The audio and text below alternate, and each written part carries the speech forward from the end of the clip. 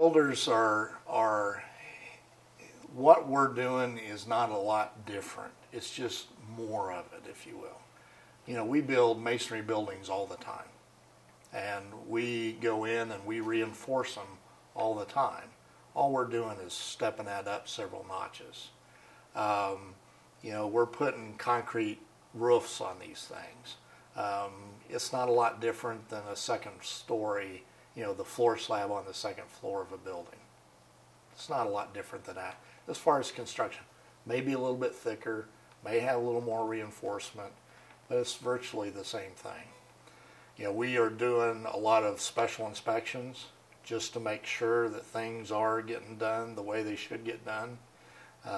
Some of those, they just don't quite understand, you know, the position of bars and how important that is in a wall, rebar in a wall. But for the most part, you know, it isn't a lot different. If we do precast, you know, they do precast buildings all the time. They just may not be shelters, but we do those all the time. So there's just some of those, again, those nuances that are a little bit different that they pick up on fairly quickly, actually. This is not a place to make mistakes. It's not a place to cut corners. This is not the place to do it, because if you make a mistake, it's going to show at the exact time that those people need that shelter the most. It'll be the exact time.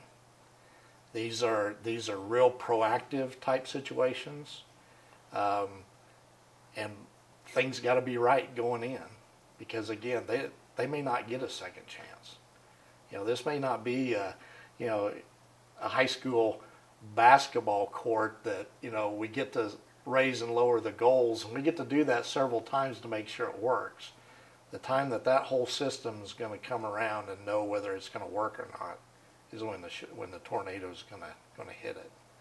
So I tell people this isn't a place that don't cut corners, don't do any of that stuff, because those people they're going to need it. You know, should a tornado hit.